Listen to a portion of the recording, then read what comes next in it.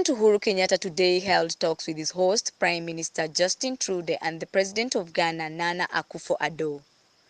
The Prime Minister of Canada thanked the President for honoring his invitation to attend the Women Deliver 2019 conference.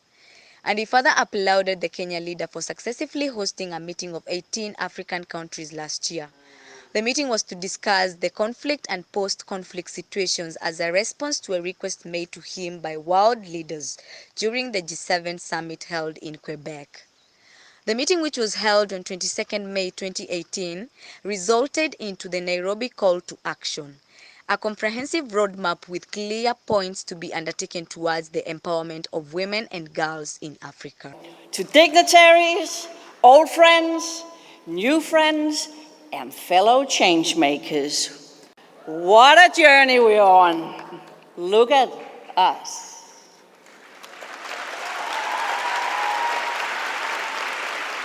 Welcome to the 8,000 people from 165 countries here in this room and in the fueling station downstairs.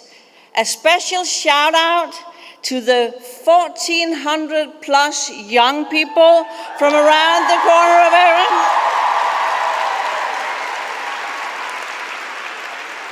A shout out to all the first timers at a Women Deliver. Let's hear it.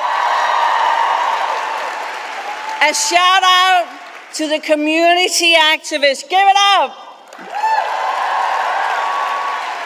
And a thank you to the more than 100,000 people from 6 continents who have already been involved in a global dialogue and satellite sessions leading up to this event. And to the many, many thousands that's following right now via WD Live and social media. I feel all the power. We all have it. Hard power, soft power, big power, small power, old power, and young power. And when we use it smartly, boldly, and collaboratively, progress will follow. We're here to inspire the world to harness power for good.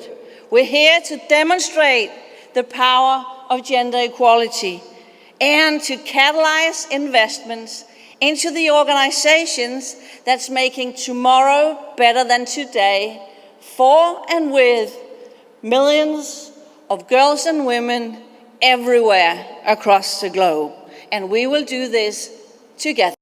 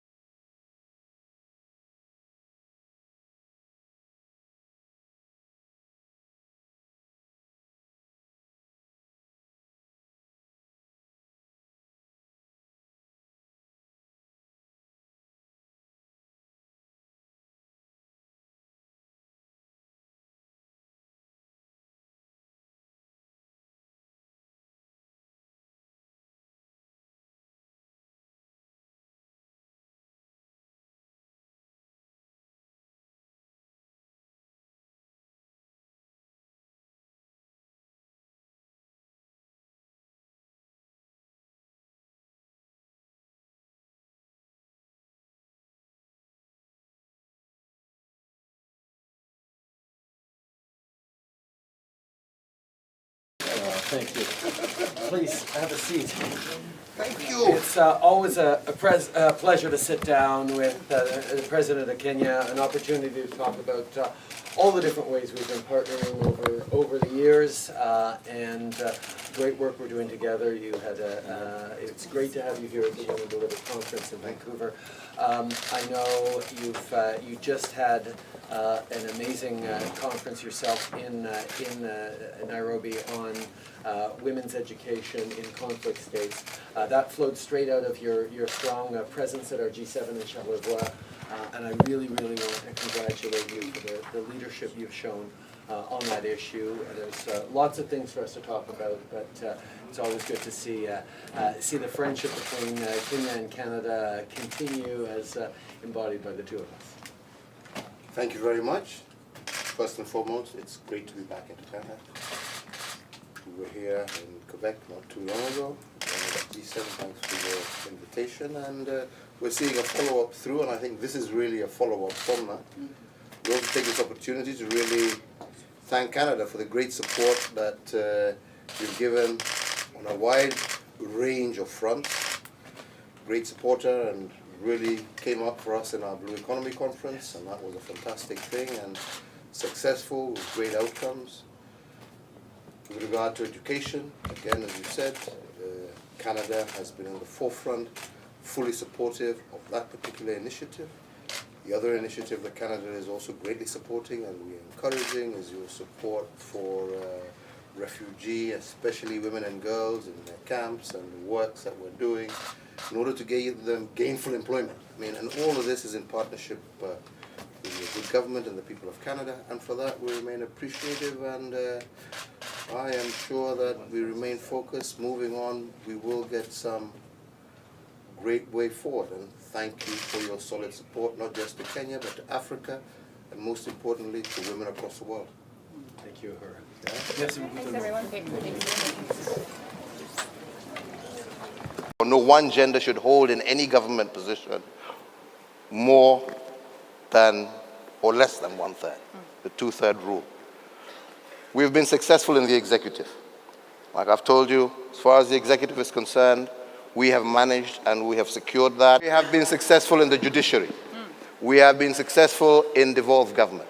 We have not been successful in the national or parliament. And this is something that my government, my administration, we have put that bill through our National Assembly 3 times. We have advocated very strongly for its passage. We have had a lot of resistance from the National Assembly in its passage.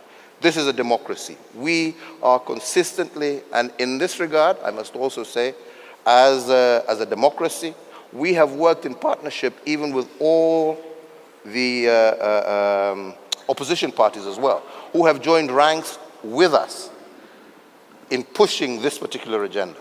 We are not there yet. Nor is Canada. Yes. Yeah. And in the same breath, we have to accept that this is a debate that must be ongoing, and we will keep presenting this bill to Parliament. We will continue to try and persuade our parliamentary colleagues that it is necessary for us to be able to pass this bill, because by so leaving such a huge section of our society out of mainstream body politic is basically like saying half your population Yes. is being left out of production. Yeah. And that means, as a country, we cannot grow at the pace that we desire to grow if we have left this huge segment of society out of decision making. Exactly. And I'm sure, Mr. President, that you in Kenya too have a secret weapon, that you too have your own Natasha at home to help you get that bill through Parliament. One thing that really has to be emphasized is there is no way that anything is going to be done for us without us, because that's just doing it against us. So key message is really, I'm just going to go right into it. Can I stand? I feel more powerful when I stand. I'm so sorry about that. Yeah, so key messages really that I have for every leader that's out here today: do not do anything without us, for us, because one, we need young people in key positions of power. There is no way that you can be making decisions like she mentioned about young people's health, young people's education, young people's this, and then all you do is just let them be beneficiaries. We're not going to be beneficiaries. That's not happening anymore. It's 2019. So give us power. We need positions of power. And then secondly, I really want to talk about prioritizing things that have to do with young people and female empowerment. Look, it's enough that you can promise us that there will be gender equality. It's enough that you can say this and that, but we need this reflected. You can't have a national budget and adolescent health is amounting to 0.1%. That's not working. We need these reflections in things like the national budget, increased budgetary allocations to things that have to do with young people, increased budgetary allocations when it comes to gender equality and female empowerment. I hate that we call this thing child marriages. That's pedophilia. It's inhumane. These things have to be worked on and they have to be fought. We can't have girls being married off. We can't have girls not accessing education. We can't have girls not being able to take care of themselves every time of the month simply because of stereotypical behavior. No. We need gender equality and we need this reflected in national priorities. And then, you're making it hard for me to speak. Okay.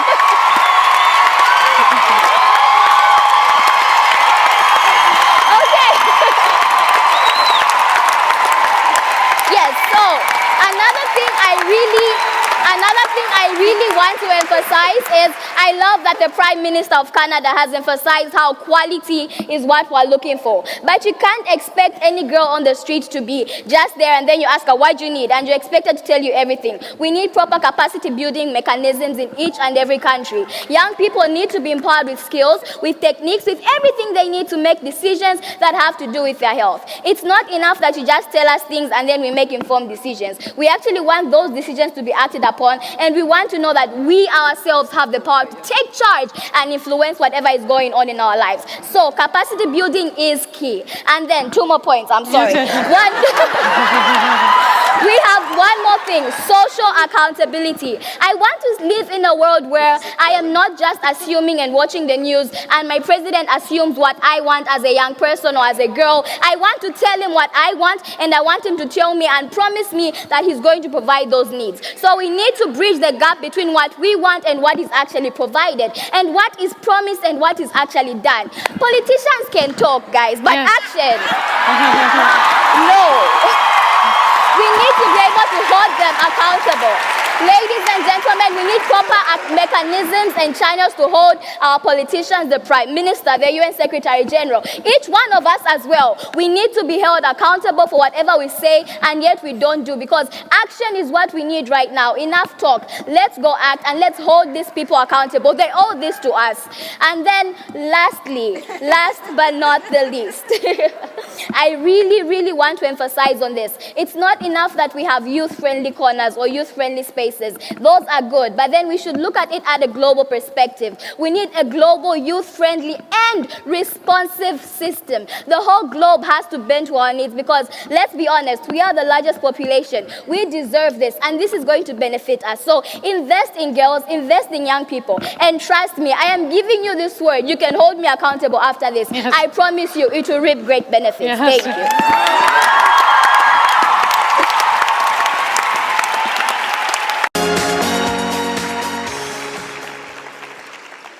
Thank you, Katia. Hello, everyone. Bonjour. Bonjour, tout le monde. Welcome to Vancouver. What a great turnout for what I know will be a truly historic week. Thank you for being here, for making the trip, and for bringing your expertise and your ideas with you to Canada. I know we've got folks from around the world on the live stream too. This summit is truly bringing people together. I want to begin by acknowledging that we are on the traditional Coast Salish territory of the Musqueam, Tsleil-Waututh, and Squamish peoples, and I thank them for their opening welcome. And of course, I also have to take a second to thank Katia for her kind introduction and mostly for her incredible, legendary leadership.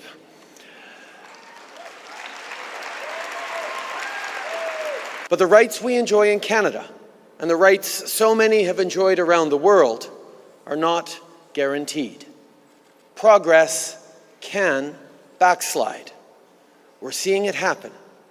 Gender equality is under attack. And I can only imagine how hard it is to be a feminist on the front lines. But that's the history of women's rights. Every step forward is met by another pushback. Women routinely face misogyny, racism, and hatred. And for women living with disabilities, discrimination is all too often the norm, not the exception. In the age of social media, it's never been easier to taunt and spread abhorrent views that are increasingly creeping into our public debates.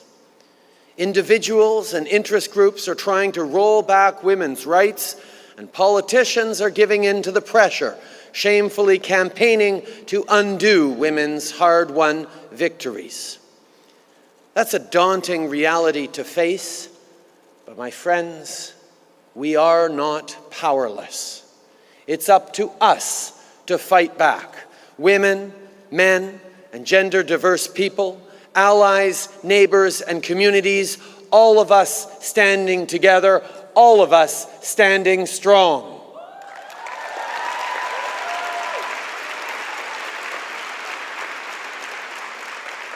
We're here at Women Deliver because we believe in a better future.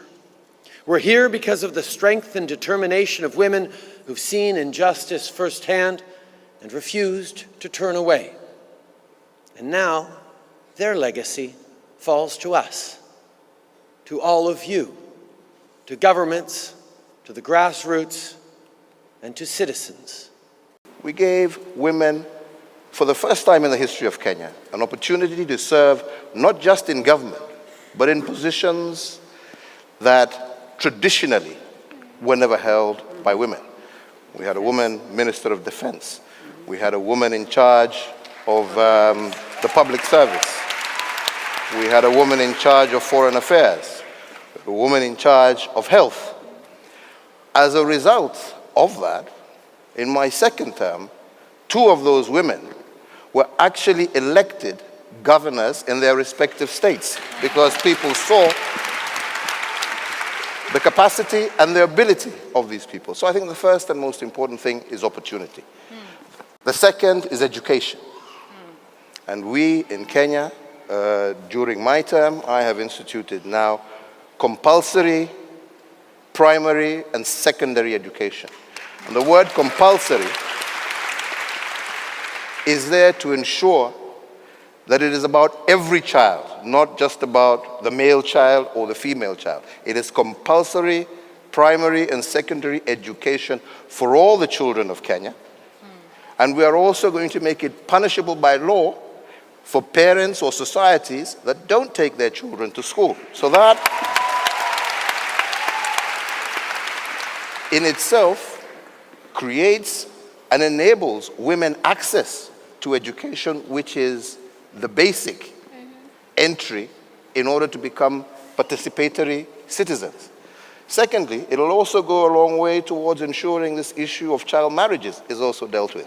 Because if the girl has to be in school, there is no room for somebody to be married off at an early age, because you must be through all the way to secondary education, in which case in Kenya, you must be over 18 before you can even engage in any other sort of situation. So these are just some of the things that we are doing to encourage, but also in order to keep our girls in school. We've gone again another stage further of saying that as government, sanitary towels are provided for free to all girls. And that is a government program, so that there is no stigma also, and we acknowledge and we appreciate. So these are just some of the things that we've been doing, and I do hope that at least by the end of my term, I will have been at least done what I could have done to be able to create those opportunities, so that by the time they're coming into positions of leadership, we have created that enabling environment that has allowed our societies to respect and understand that women are just as capable as men. Yeah. I want to be able to continue giving opportunity to women. Opportunity where women can be able to show that they can deliver just as well as men. That focus I will keep on with. The second is education. To ensure, like I said, that no child is out of school and every single child is through primary and secondary education, which I believe will deal with a lot of the social and cultural stigmas that we have. Because if it is by law, you can't take your child out of school, it means that we're going to be able to deal with issues of early marriage. It means we're going to be able to show that these girls have an opportunity over and above just doing household chores at home and looking after their older and younger brothers. And I think the third thing that I really want to do is to see that I end FGM in Kenya by 2022. Thank you. Thank you. With some of my colleague leaders, often they say to me, oh, it's great that you did that and I'd like to do that, but I can't do that. We just don't have the right selection of MPs that I could pick from cabinet. And I have to remind people that before it could be 2015, it had to be 2014 and 2013. And we set out with the Rebuilding of the Liberal Party of Canada a campaign to ask her to run, to get out and recruit women, to look at barriers. Miriam Monsef, who's here, I begged her on the phone a number of times before she said yes to run. We had to, you have to talk and engage. If you ask a man if he wants to run for you, his first question is, what took you so long to ask me? If you ask a woman to run for office, her first question is, really, do you think I'm strong enough? Do you think I should? And she's got a CV as long as your arm. The fact is, we need to reach out as allies and empower women and break down barriers and get them to run.